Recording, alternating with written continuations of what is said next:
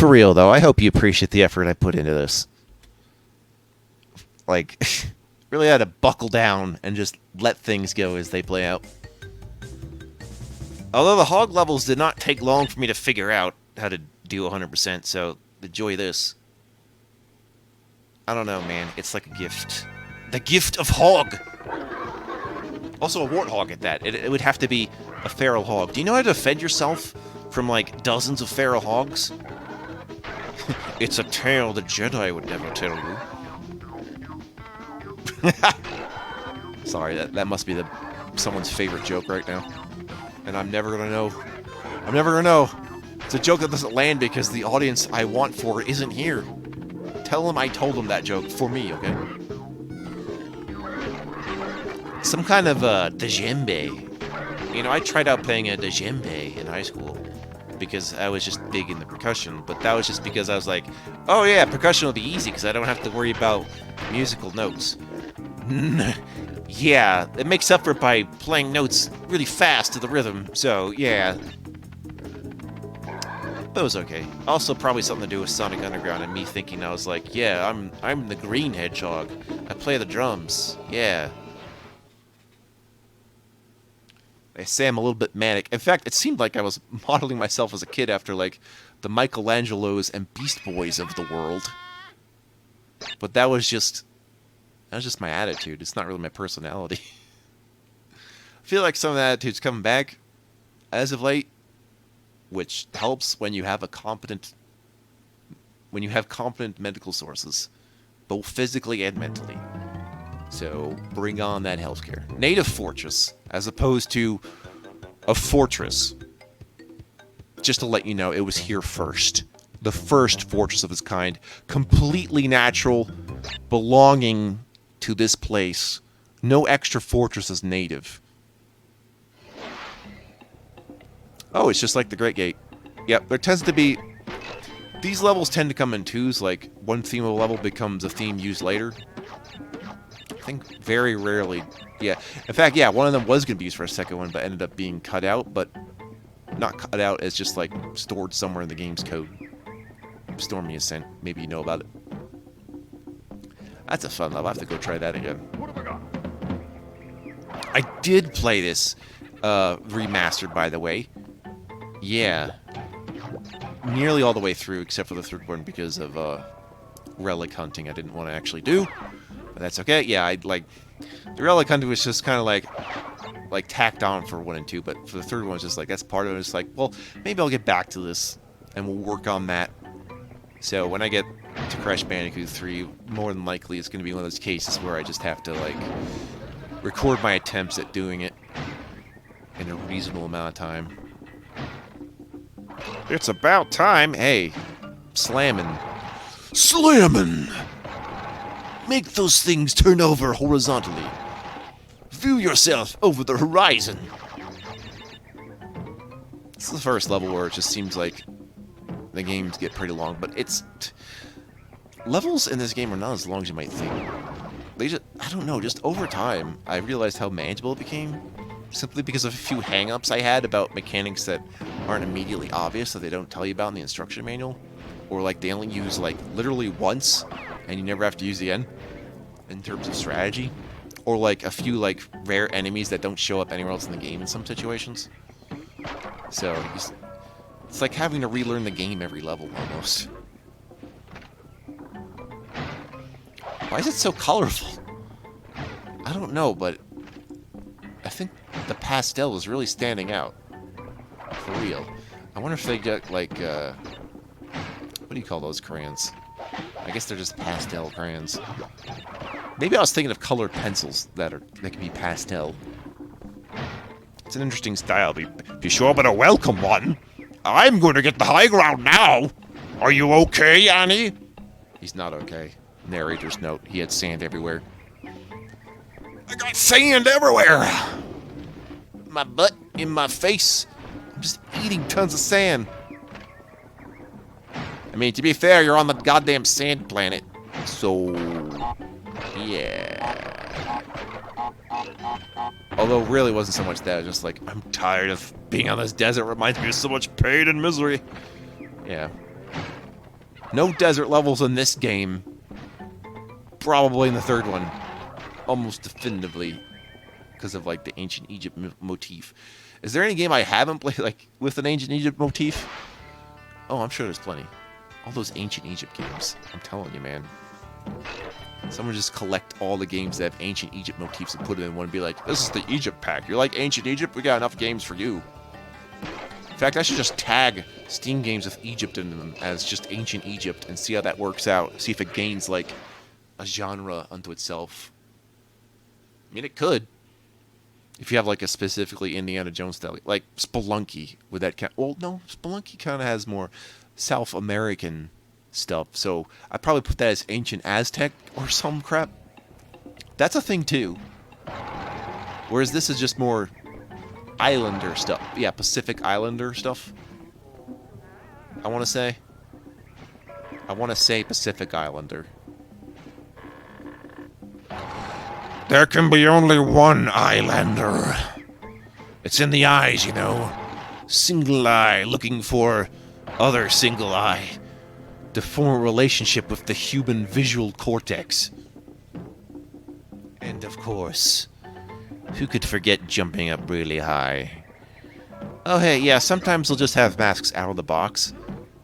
I mean, we've had lives out of the box, so why not? Sure. See this? Yeah. Well, sometimes there are, in fact, tokens out of the box. Not the Taunt tokens, but... Like, I know that's happened with the Embryo token at least once, where it's just, like, hanging out. Oh, yeah, and the Cortex, yeah. I think it's specifically in this one level I'm thinking of. I don't remember the name of it right now, but, you know, when you say the name of these levels, you evoke, like, oh, I know that level. But I don't have it the other way around. You have to tell me the name. I can't remember the name, but I'll know the level. Yeah, I could probably jump up over there. I don't have to.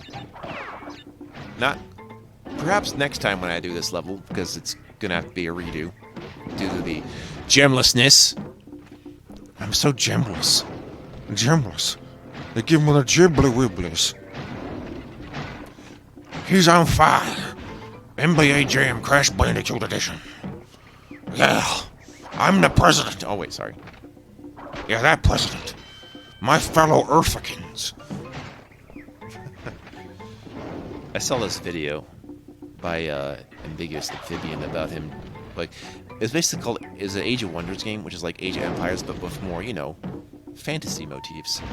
And he just basically made this video of a story about, like, Americans if we were, like, wizards in a medieval fantasy thing. And I'm just like, this is pretty good. Like, editing is actually pretty up there. So, it's not as if my tastes are getting any different. I just feel like I'm trying to open up to other kinds of things to watch that I wouldn't necessarily do. And that kind of 4X kind of game is a kind of game I wouldn't actually play. So I don't mind watching other people do it instead of me. Although I wouldn't shy away from, like, turn-based strategy or real-time strategy in a different context, like, say, something by Intelligent Systems, or, like, you know, OG Warcraft. Like, I'd do that stuff. Although I'm not really going to do Fire Emblem. I'm sorry. Maybe Advance Wars. I am thinking Advance Wars. Because there's just kind of a way to do it. Plus, like, Advance Wars campaigns are really easy to modify for people. You just use the game's built-in level editor and just kind of sort it so it's like game's campaign and write your own text, and pretty simple. I think that's the same reason why it's so easy to modify Fire Emblem. I mean, it's easy to modify Fire Emblem. Making a good modification of Fire Emblem might be kind of hard, honestly, and the same reason it's hard to design a good RPG. But just the turn-based strategy aspect of it, oh yeah, you just put pieces other place and expect it to go around. And I don't know. I'm trying to branch out, you know. If only because there's so much things I feel like I can be good at. So yeah.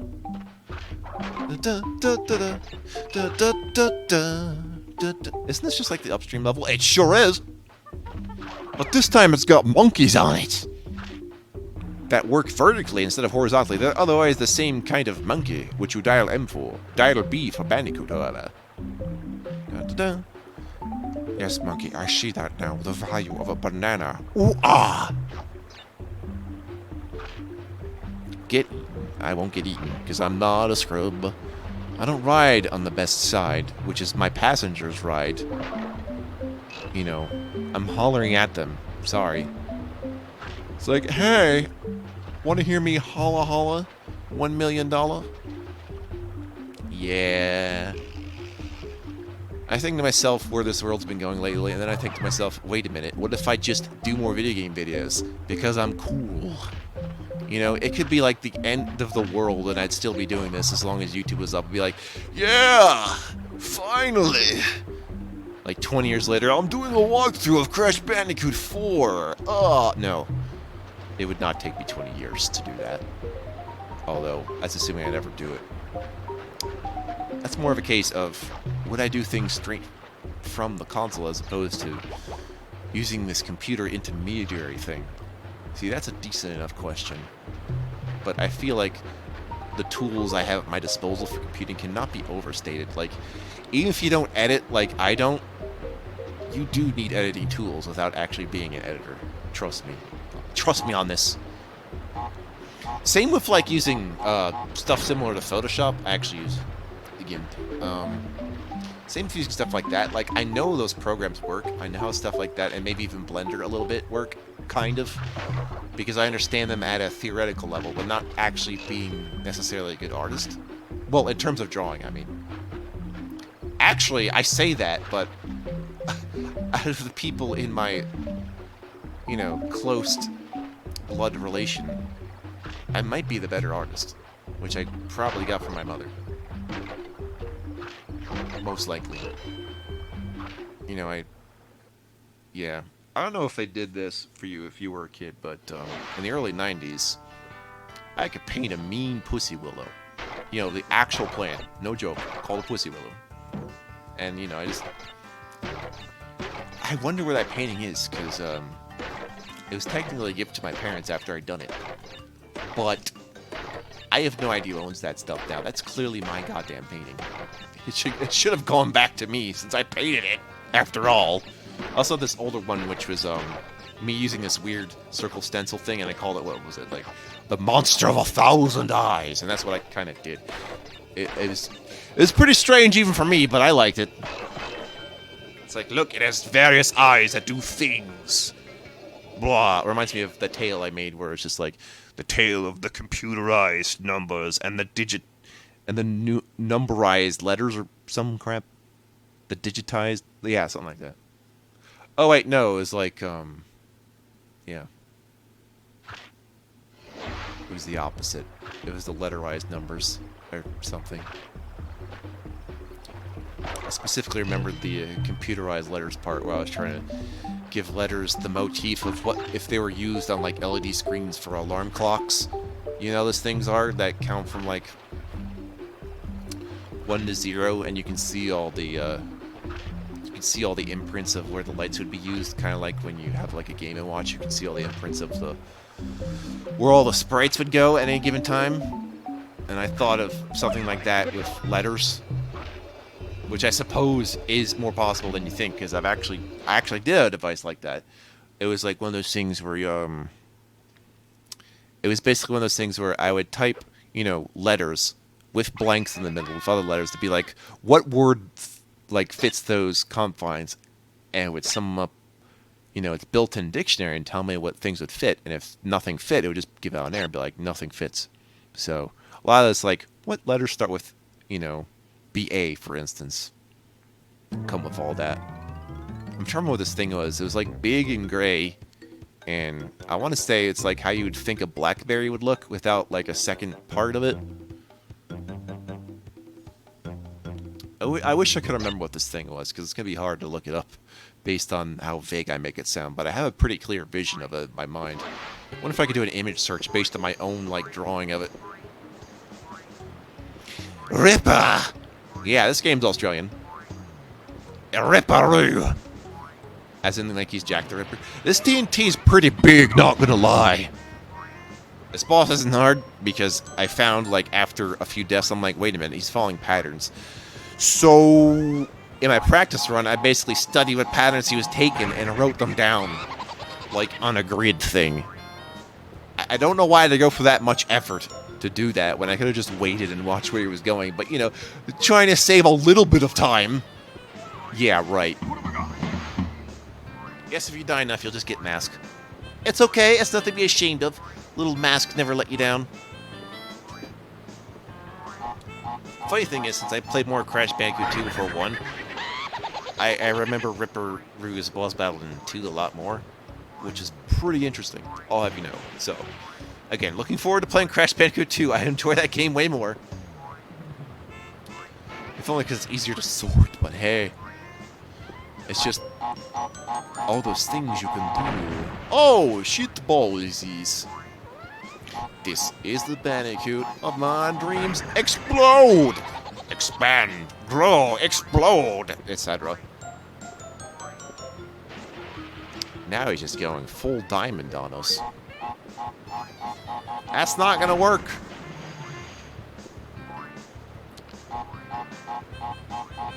Yeah, there we go.